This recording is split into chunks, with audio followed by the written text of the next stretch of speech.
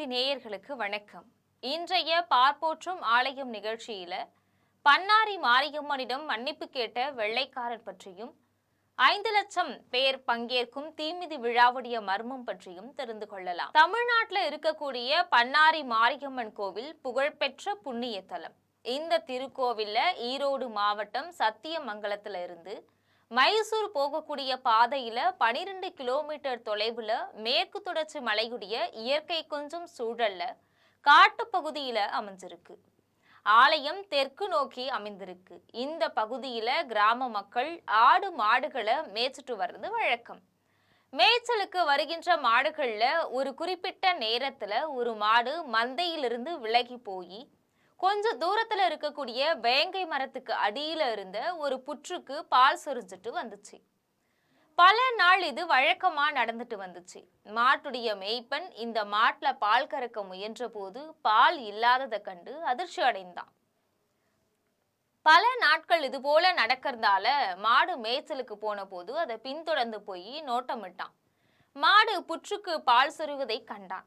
அதை விலக்கி பார்த்தபோது அந்த இடத்துல ஒரு புற்றும் அதுக்கு பக்கத்துல தானாக தோன்றிய சுயம்பு லிங்கமும் இருக்கிறத பார்த்து ஆச்சரியப்பட்டு அதை ஊர் மக்கள் கிட்ட போய் தெரிவிச்சான்.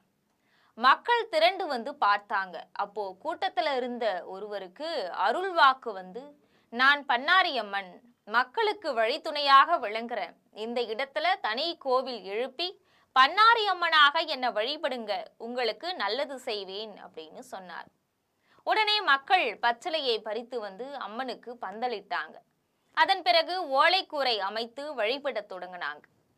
பன்னாரி அம்மனுக்கு பன்னாரி வழியாக மைசூருக்கு ஒரு பெரிய பாதை இருக்கு. இரவு நேரத்துல பன்னாரியில தங்குவார்.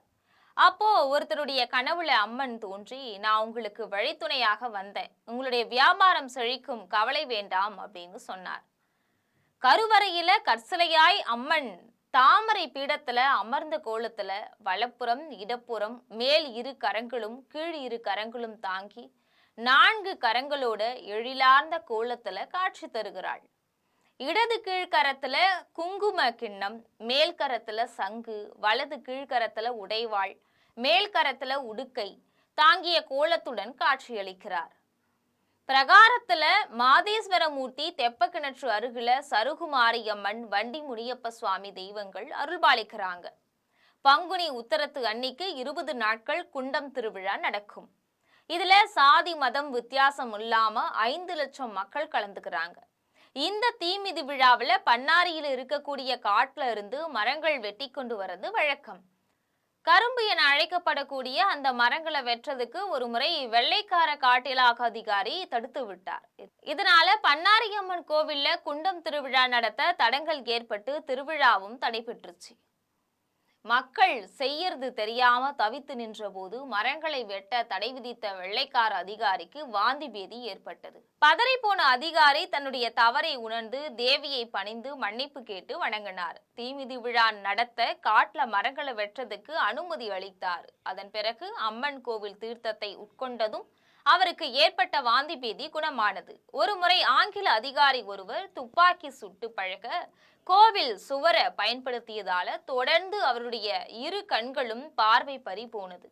தன்னுடைய தவறை உணர்ந்த அதிகாரி அன்னையிடம் மன்னிப்பு கேட்க திரும்பவும் பார்வை வர பெற்றார். கண் பார்வையில ஏதாவது பிரச்சனை ஏற்பட்டா இங்க வந்து அன்னையை வேண்டினால் நலம் பெறுகிறார்கள்.